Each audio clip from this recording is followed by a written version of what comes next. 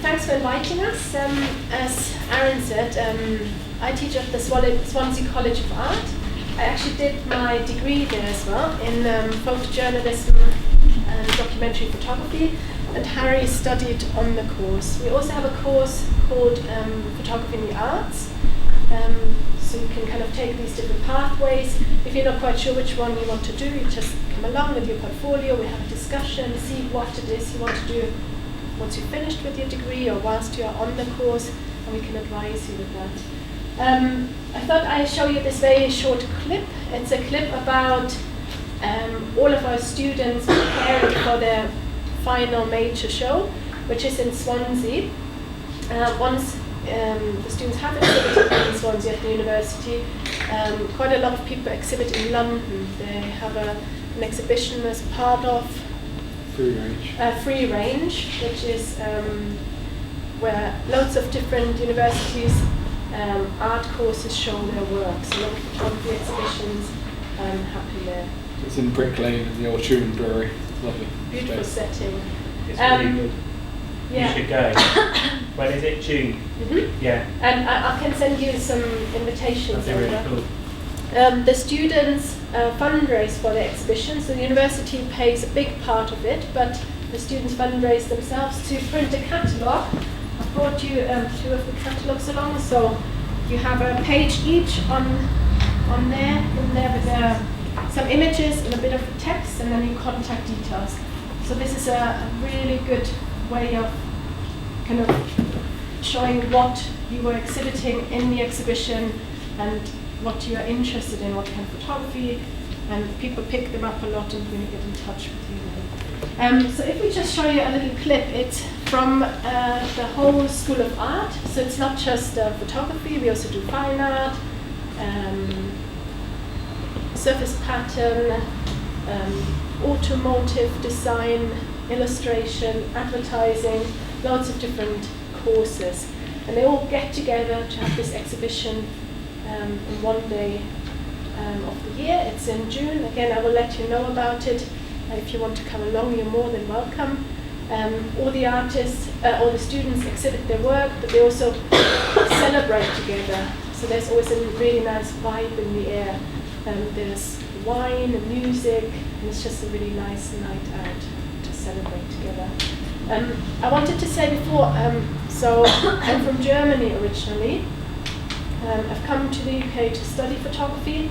I then went back and worked as a photographer in Germany quite a bit, had a family, but really missed Swansea a lot, so decided to go back to Swansea and work at the university as a tutor, but I also still work as a photographer on this side.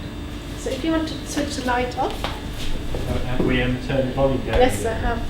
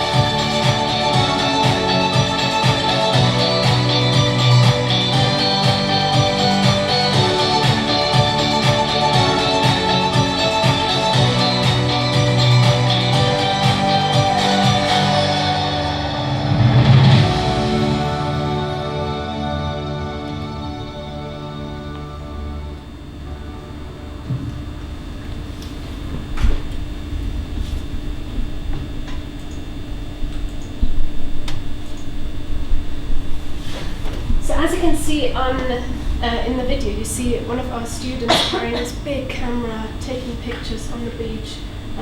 He had a really exciting project about what do you call these things?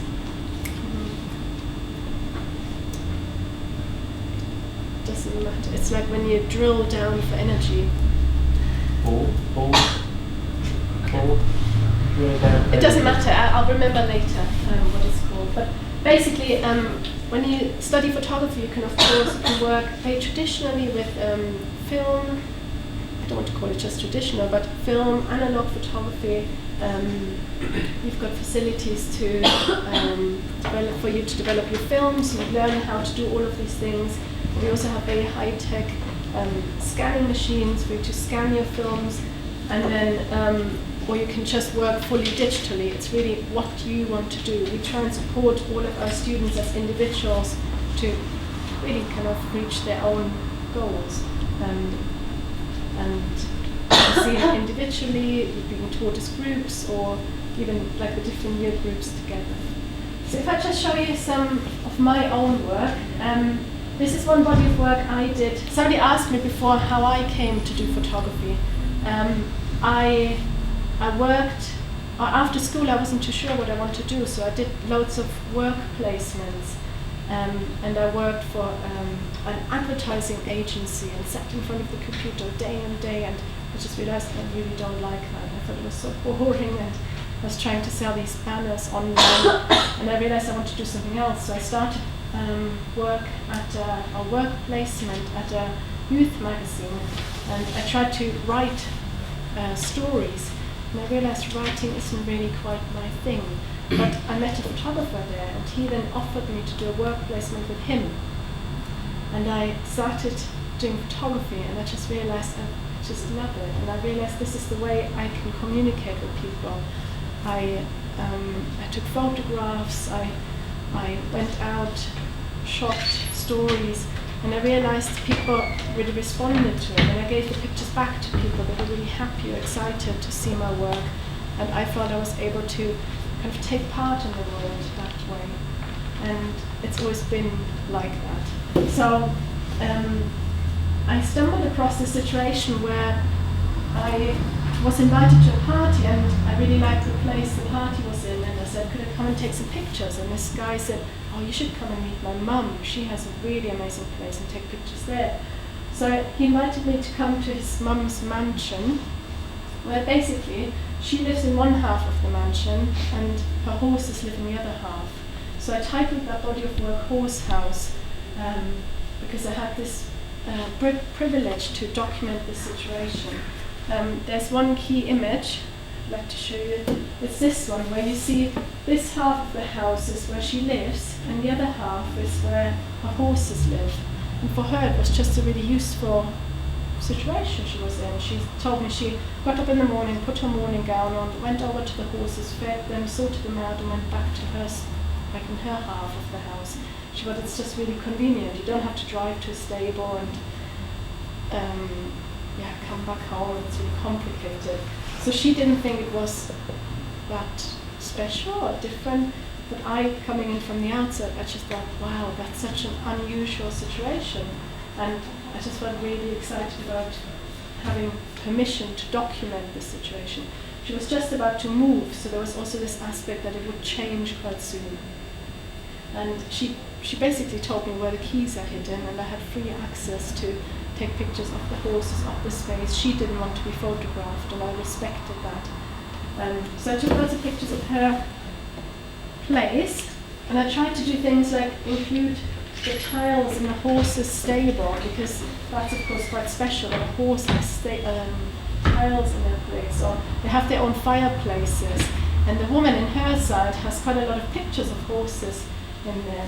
And for example, in this image, it was in her dining room. She had this beautiful table, and the light was reflecting on it, so it looked like a scene. But in here, I thought you can really see kind of the shape of horses if you kind of look at it with that in mind. And as part of, I have an exhibition with that work, a catalogue was produced, this catalogue, which showed quite a lot of my images. So I'll pass it around in a minute, but here's this situation where the horse has its own fireplace. Or back here, you see a lot more images of her space and the horse's space. I'll have a look at that in a minute. Out of this body of work, as I said before, I moved back to Germany, and I was really keen to photograph more, and I heard some civil engineers were looking for a photographer. And I went along with my portfolio of horses in a house and said, I'd be interested in working for you. And they looked at the work and thought, actually, they told me they're really interested in my language. So it didn't matter to them that it was of a totally different subject matter. And they sent me out to take pictures of bridges and towers, and I took some pictures of some underground water containers, where all the drinking water is stored. And I went up in the crane and took pictures of huge bridges from above. But I realized I just really enjoyed being in these spaces you usually wouldn't get into. And being paid for it, I just thought, wow, what a life, what a job. It's really enjoyable. These are some of the pictures. What I do quite a lot, I wander around the thing I'm supposed to photograph. So I'm supposed to photograph the bridge in the background, as you can see. But I thought, why not include the surroundings? And often in architectural photography, it's very clean, right? It's this perfect blue sky, every line is perfect and straight. And I offered some of these pictures to some architects. You can see up here, these are some other pictures I've taken, which are a bit more standard of a new university. But they really like them, and you kind of do a job and kind of challenge your client a little bit, and they really like that idea of not just having the kind of typical drawing pictures, but have some humour involved. As I said, the surrounding. I often like taking pictures of spaces with people in them as well. Often in architecture photography, you have very blank, like as if nobody ever lives on this planet, pictures. And then you kind of get to know people, and they get to know you as a photographer, and you get more work, and then their kind of colleagues recommend you, and you get more work. And it's quite nice how kind of you start working for one person, it kind of becomes this bigger world. So this is one side of my work. What I've also done recently, I've been asked by the BBC if I want to take pictures of a woman who had, she's called Zizit, who had just fled Syria. This is a picture of her practice. She was a doctor with her own practice. She had patients coming in, looking after them, but some bombs destroyed her practice, and then she decided to look for work in a hospital. So she went to the hospital, started working there, but somehow it was very difficult with the religious backgrounds. Apparently the hospital accepted all different religious groups to come in to be treated. And when she worked there, she received quite a lot of death threats for herself and her little daughter and her husband. So she decided at some point to buy a ticket to come over the water across to Europe to flee her home. She left her parents, her mum and dad, and everybody still back at home. She really misses them a lot. But basically, she managed to get to Germany, and her daughter is in the kindergarten there now, but it was very difficult for her because this journey was so hard. She had to, in the end, her little boat nearly sank, and she kind of hardly survived that aspect. But then later she had to get a fake passport to travel to Germany, and then she wasn't allowed to go through, but her daughter went through with a different guy, and she thought she'd lost her child forever, and in the end they were reunited. What was quite special about this was that I was booked as a photographer to take pictures. But when I got there on the day, they said, actually, we want you to do film footage. So out of kind of nowhere, they said, this is what we really need. Please, are you able to give that to us? And as part of being, I think, a documentary photographer or photojournalist, I think nowadays it is quite common that you don't only work in stills, you work in moving image and stills. So I think the two genres really blend to one. I mean, you all have phones, you can switch between film, stills, anything. Stills are taken out of moving image, so it's this kind of overlap. So I just, as a kind of advice to you, just don't think of the two as two different things. As part of our course, we are introducing film and film editing. Not editing so much, but filming at least. As something students need to be able to do. So I was asked to do that, and I was sitting there, I felt quite excited about it, but I realized when I was filming it, and I show you a little clip of it, the woman spoke in Arabic, the whole thing. It was for BBC Arabic, and it was quite hard to film because I didn't understand what she's saying. So there was this situation, she was talking, very emotional, and then she was interacting with her hands, and I was like, should I film her hands now, or should I go to her face? Or, so it's quite, you really have to concentrate and really be in it, and it is really exciting. Yeah. And you meet people you wouldn't usually meet.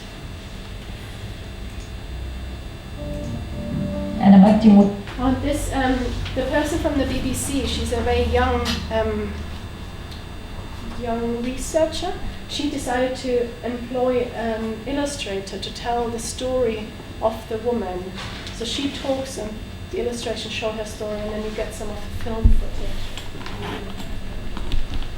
I don't think there's time to look at all of it, but we have a look at some parts, and you can always look at it later.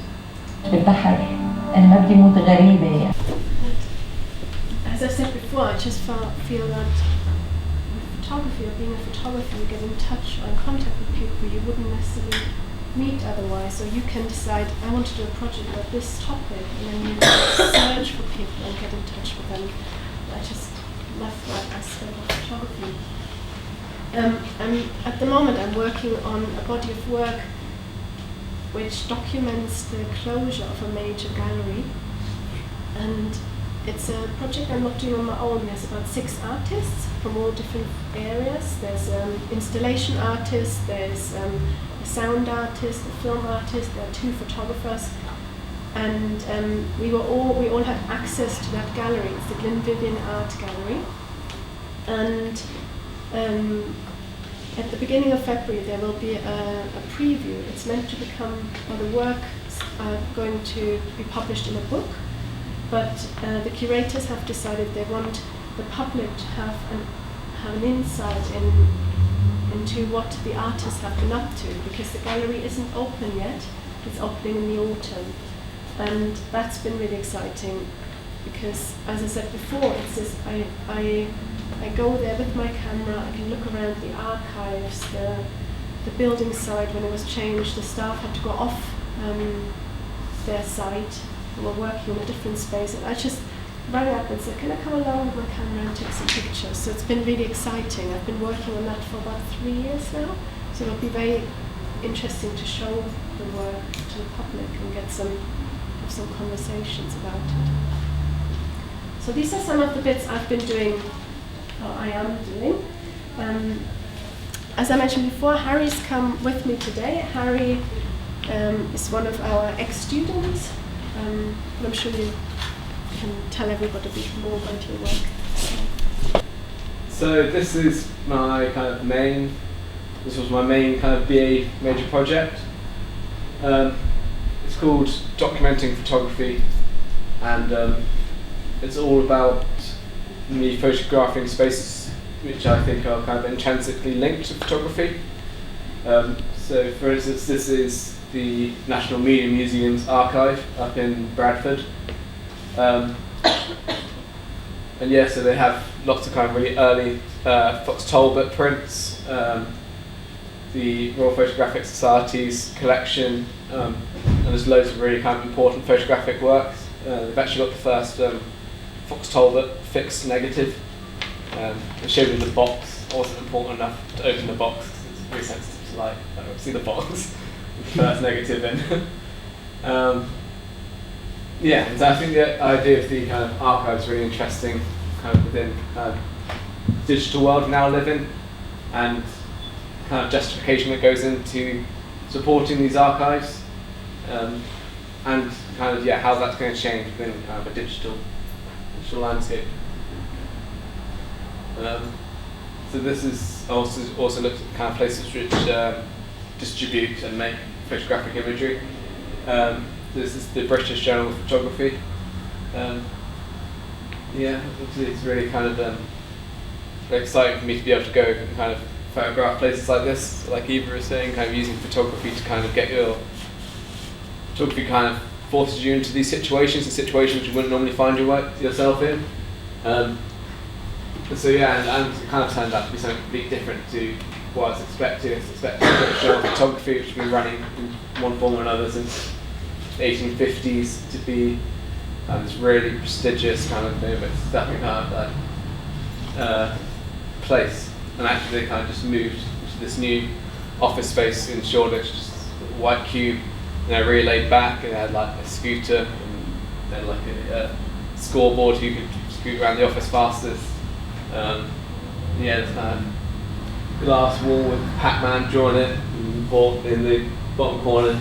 Can't really see it very well on the screen. It says important donut, cronut, and croissant, and kick the cronut.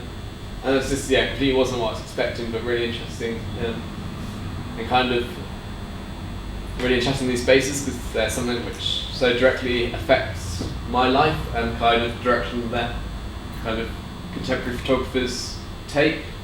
So it's kind of, yeah, it's strange kind of, in some ways it kind of possess a lot of power, but the people there aren't these kind of like power hungry, prestigious people, they're kind of normal people.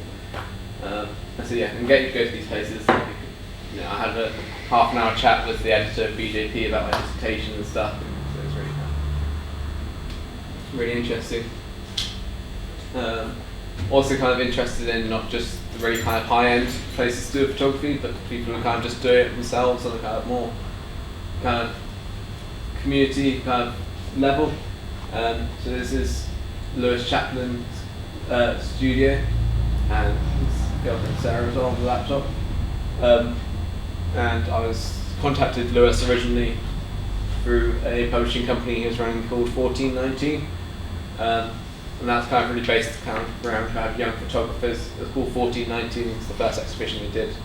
Had photographers aged from 14 to 19 in it. And it's continued to kind of really work with that kind of young up-and-coming artists.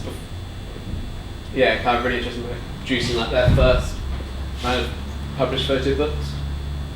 He now runs a publishing company called Loose Joints. And yeah, so he's a really interesting guy, and someone I still keep in contact with now. He's only like, he's my age, but just doing it really.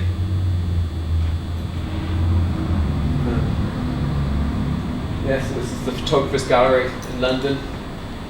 I actually met Karen McQuaid, who's one of the curators there, through the university. The uni do this thing where you have an interview with like a professional person, and you talk about their work and kind of present yourself. So I met her and I talked to her about my project, and I said, I just asked her there if I come to the Photographers Gallery, and she said yeah. And so that was really, really great. And kind of getting to see these spaces, like I've been to the Photographers Gallery loads of times, but I've never been like, it's their office, it's quickly kind of seeing this new space within the building, and again kind of the place where people kind of, yeah, I guess kind of decide what's going to be kind of important within photography, or what is important. Yeah. Brilliant poster, the Ouija image of a shot in New York, hung in Soho. This is Paris photo, which is a big, really commercial print kind of sale. It's also open to the public, so you can just kind of go and look around. And so it's kind of really, I found the space quite difficult, because on the one hand it was really great, I could go there and see all these kind of really cool photographers and really kind of people who really influenced me and just see their prints. But at the same time there's this really kind of commercial aspect, and I find that's a really difficult relationship with art, and art I think kind of depends on this kind of capitalist commodity type thing going on. But I don't know, I feel like the money then gets separated from the artwork. Yeah, I find it really kind of difficult environment. Didn't you shoot these when you were like we did the college trip to. Yeah, so it was a uni trip, and everyone else was just having a jolly. And I was shooting on a kind of a big field camera, big 5.4 film camera. So I had that and heavy tripod, so everyone else was just around and I was lugging behind them. My shoulders caning by the end of the trip. How long was that exposure? You were telling us about the exposure of some of these. Yeah, so that's probably about 5-10 minute exposure. Some of the others are a lot longer, kind of shooting on film. If you expose film for more than a couple of seconds, it gets less reactive to light, so you have to increase the time. So some of them, like I know some of the exposures I do about 20 minutes. And yeah, as I said, it's kind of a really old camera, so it's kind of almost a performative act as well, using the camera, because you have the dark cloth you put over your head, you adjust it all, and the image is upside down. And so it's kind of taking this really outdated, I guess in some ways, outdated medium to these really kind of contemporary, often very digital environments. The kind of against that is this little book fair in Hoxton in London, and again that's a completely different environment. That kind of had a much more kind of community feel to it. It's a place called Fish Bar. They use it as kind of a gallery, but also kind of do these kind of little book sales. This is Camera Press in London, so this is a kind of different aspect to photography. It's a really kind of commercial press photography agency. So they kind of do lots of kind of sports and like red carpet images and stuff. So yeah, I'm really interested in the space. It's that kind of constant, completely different to a lot of kind of the art practice places I was looking at. It's really quick turnaround, and then you're just getting these pictures in, flicking through them really quickly and churning them back out to the sources. So yeah, in a really digital environment, it's interesting how much that's, the role of photo agencies changed since digital. Because obviously now everyone kind of distribute their work online, and so it's a really interesting kind of role, the value of an image. This is Aaron Morell's studio of Morell Books. Again, he's a really kind of interesting book publisher. He produces some books and some kind of really famous photographers like people like Boris Mikolov, and everyone else has gone out ahead. But him himself, he's a really kind of do it himself, and I met him when he gave a talk at the uni, and he just talked about really interesting stuff, and he just has this tiny studio, so like kind of backs against the wall, and his desk kind of comes up, and this is Brixton Market, so it was a really interesting space. It wasn't what I was expecting at all. Just literally, I met him at the train station. He walked me around through Brixton Market, and then went up this little door in between kind of two stalls. I went up, and then there's this like this tiny little white cube there, filled with kind of books and just this desk, and you could just hear with the like some guy preaching out of the window and stuff, and just hear the market in space.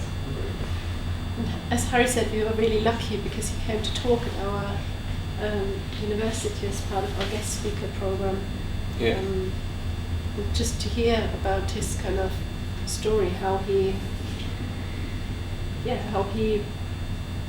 his interest, and then how he started his company and how he does it. It's amazing to get that in. So. Yeah, it's really interesting. Really good talking to people like about photography who are photographers. Like he's a publisher.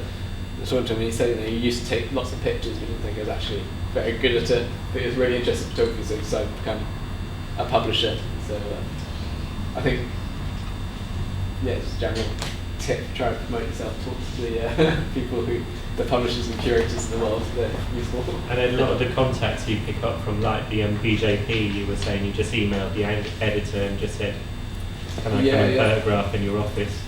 Yeah, you just kind of got to go for it. Like, like sometimes, like a lot of the archives, it's about finding the right person's email.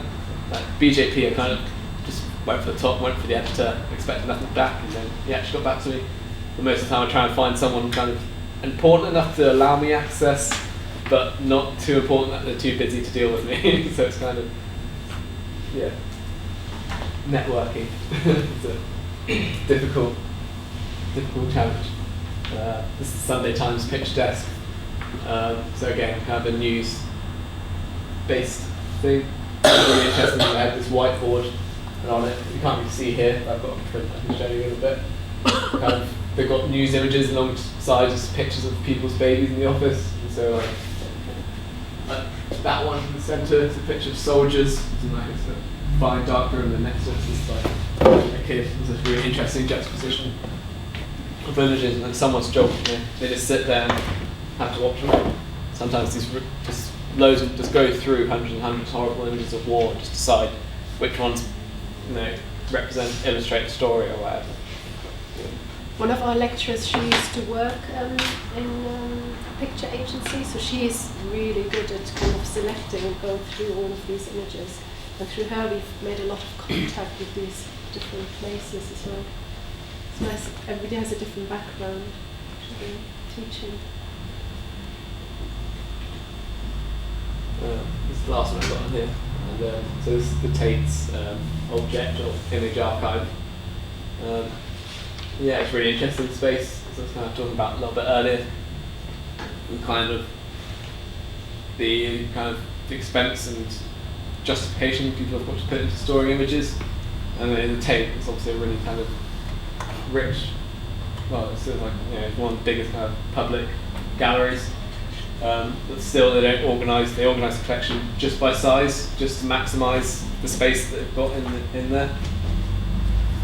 So this picture in the centre, say Andreas Gursky picture. He's one of the world's most expensive photographers, like fine art photographers.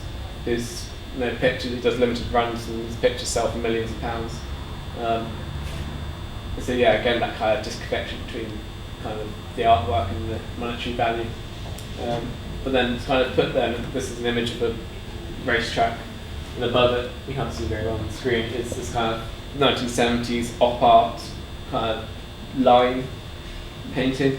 So I think that has that really kind of interesting relationship, and the two pieces of artwork made kind of very different perspectives, but kind of have this relationship when they're put kind of accidentally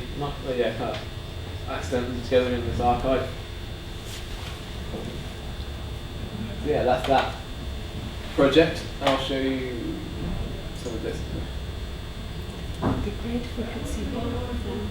Just thinking. Yeah. This is a very different body of work, and I tend to have more than one project going on at a time. Like I'm still working on that documenting photography project. I'll go. So like recently I went to Magnum Images and like the Getty Archive as well. So that's something I still like keep on ticking over, but it's something I have to rely on, wait for people to email me back, getting access.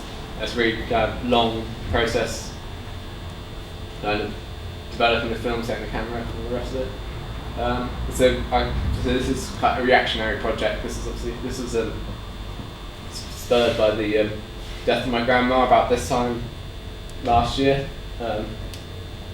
and I felt like I wanted to make work about it, but I wanted to be really careful about how I made the work. I didn't want to kind of reduce her to a photographic cliche. I didn't want to make kind of black and white pictures of people looking sad or a picture of a gravestone. I felt that was too, in some ways it didn't represent her, it didn't represent what I was feeling, it just kind of represented this photographic, kind of just a graphic cliche, I guess.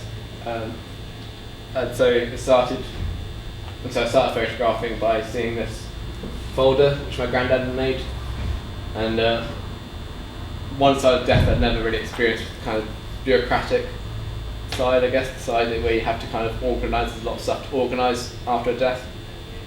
So my granddad took this folder and I started by just photographing all of the different documents within the folder.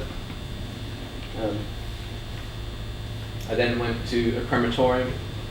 It wasn't the crematorium where she was cremated, but I think it kind of stands in for that place, these kinds of really strange atmospheres in these places.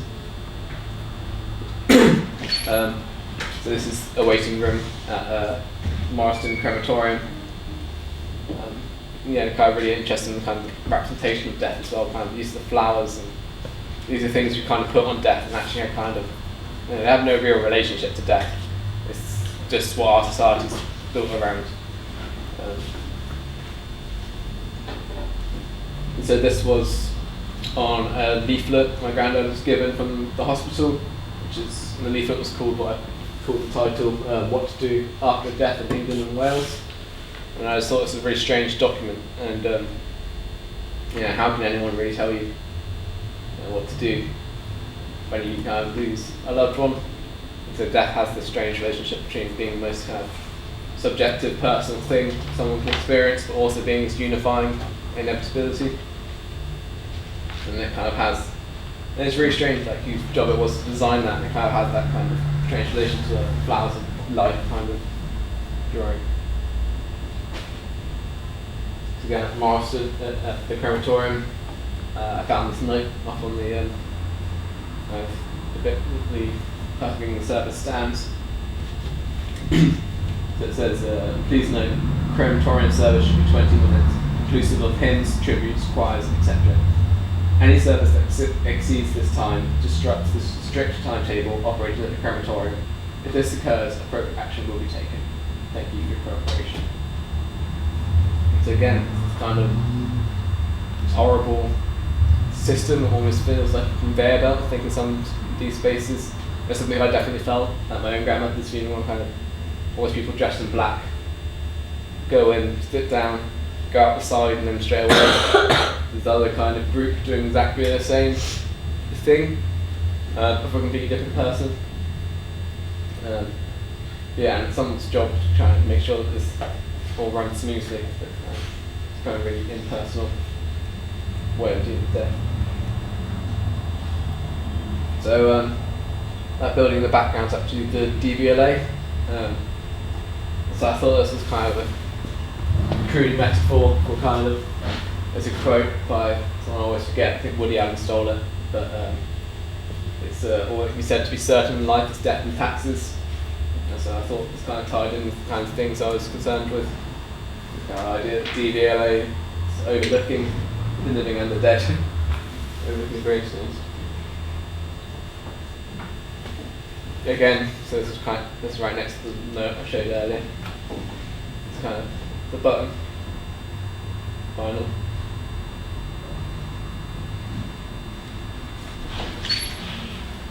And again, these spaces have a kind of industrial feel to them. They kind of try to be dressed up to be something that are not, kind of discussions with people who work there and stuff. And actually, the process of cremating a body is a really hard process. It's a really kind of brutal thing to burn a human body. It's not easy, it takes hours, and then they have to kind of really break it down.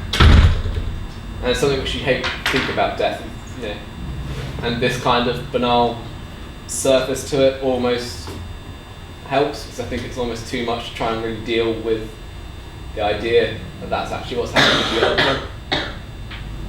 So again, this is kind of just an image on the one of the leaflets. My granddad's calendar. I think you have to mention who that is. Yeah, so Cuba is just the name of his gardener. It says Cuba back in the UK. Seems a bit out of context, just Cuba back in the UK. It's like some kind of Cold War threat, but is that too weak?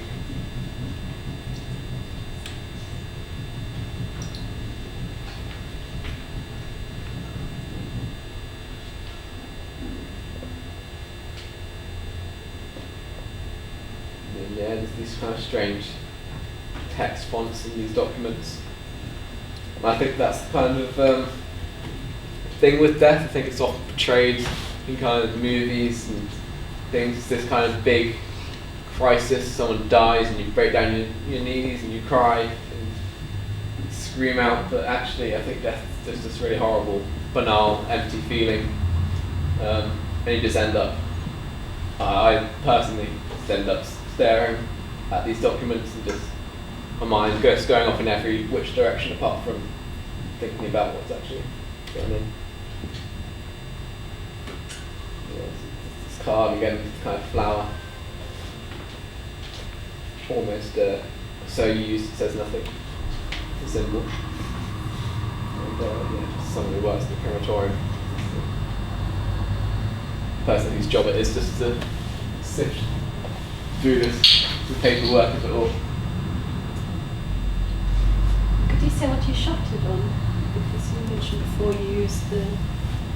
Yeah, so this project, the last project, was shot on film, and I felt that was really important for the project that I used that medium. Whereas here, I started shooting on kind of colour, medium format film, just because it's a camera I really like working with, and I think film's really good because it kind of slows you down in lots of ways.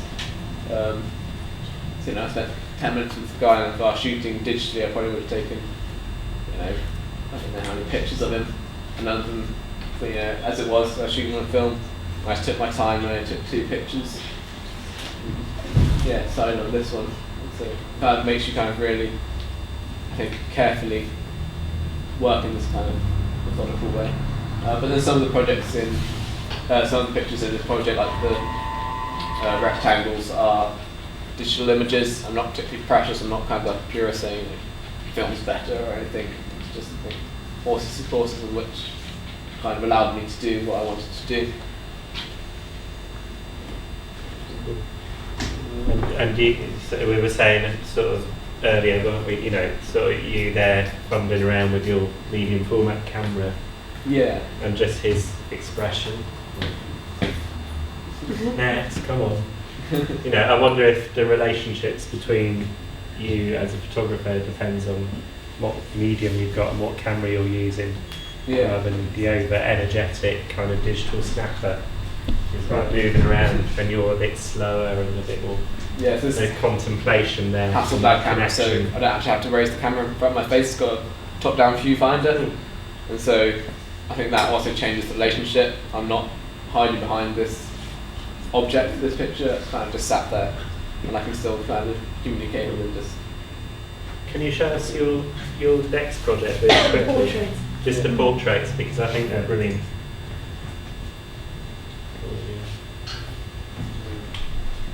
So this is a very different body of work. I did a workshop which was through the uni in Arles in the south of France with a Magnum photographer called Antoine Dagata. And this very intense character and very intense photographer who really throws himself in the situation and kind of records what's going on around him, opposed to kind of being this kind of impartial witness. So I was there, and then I went there really last minute. Someone else was actually meant to was selected for the workshop. They just didn't turn up, and so I got this kind of frantic email from the lecturer saying, you know, that the day it was meant to start in the morning. Frantic email saying, you know, can you get to the south of France? And so I did, and a few hours later I was there. I hadn't really thought about it. Everyone else there had these kind of projects, but I wanted to make work kind of related to that documenting photography project and talk about kind of photography, because that's still very much where my mind was. But I didn't have the big film camera. It was a 2-week workshop, and you had to kind of produce the work by the end of it, so I couldn't work on film. But kind of talking about kind of photography being this kind of medium to cause situations or make relationships. So it wasn't actually kind of, and so so I've got jumbled, but so in Arles they've got the French National School of Photography, and I got students from the school to photograph me, and so I still sent a big group email out, chased them in the street when I saw them, and got them to try and kind of organise a time for them to take a portrait of me. I'll look through a couple of them.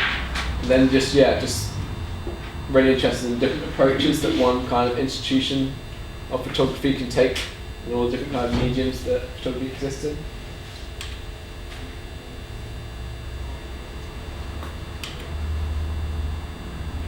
So people, you know, she usually uses found images completely, because she took this portrait of me and then worked on it afterwards, put a stamp on my head.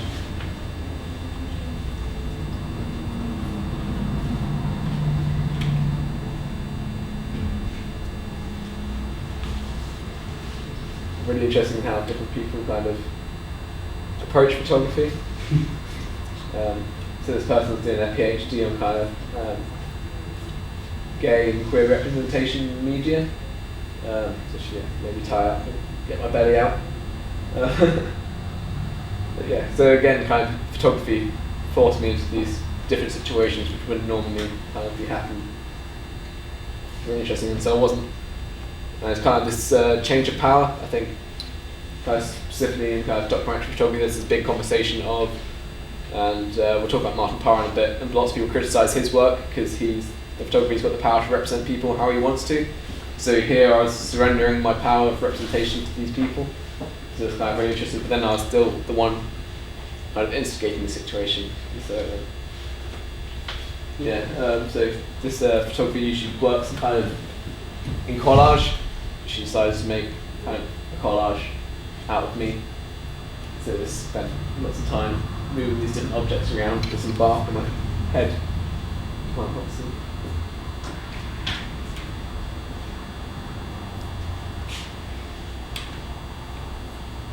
Some people, I asked, I met them and I said, can you take a portrait of me sometime? And they go, yeah, and these guys pulled the camera out, took the picture, and that was that. And it was shot film, and went and developed it and sent it off to me. And so other people spent ages kind of looking for sites and doing things with me. And yeah, different approaches. Someone shot me on Polaroid with a kind of field camera, spent ages. Putting a very good scan of that actually.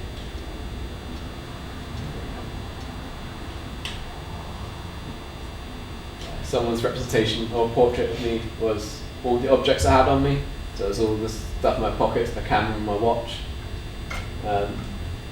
Again, they're actually in a technical workshop, so this was shot on the kind of 5:4 film, so they had to go up and develop it. We spent hours setting this up, and a really interesting kind of, also challenging, I guess, this more the notion of what is a portrait.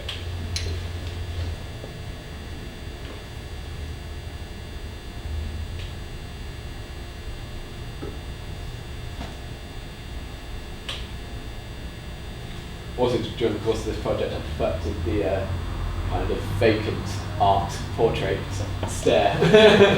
But before, and I still am generally really awkward when someone points a camera at me. So this project. You always go back to that pose. Yeah, so now everyone's on night out and I'm dead. Deadpan stare, that's all I got. Yeah, you're doing it there as well.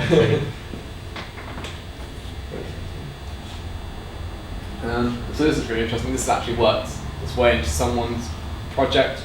So I really like this idea of the photograph kind of existing for two different purposes. So I'm actually seeing the rest of her body of work, which is really interesting. I think kind of hand movements and kind of contortion. So I really like the idea that she took this photograph from my project, but it's also existing this dual purpose. This photograph also has, like, when I showed this to my girlfriend and my family, I have this condition called, it's kind of like Pei Mao, and I have these small kind of fits and twitches. I often do kind of lots of things with my kind of around my hands, my face, and this really looks like them. So that's really kind of interesting. And I completely blank out when I do them, and so it's really interesting kind of type thing.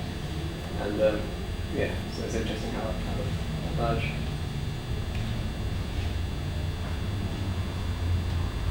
Made me frantically whack away on a typewriter. This is my album cover. A bit of cheesy black and white portrait. Again, put it in my moody expression.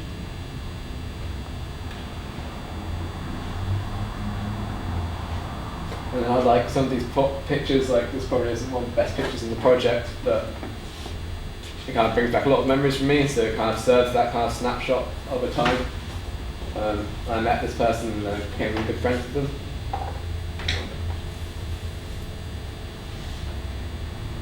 This was someone actually doing the workshop, and she was really interested in kind of she's a female photographer, she photographs men, so she's really interested in this kind of power play, manipulation, and so we were just drinking at a bar one night and she just kept them slapping me and taking pictures and poking me all night and waiting for some kind of reaction.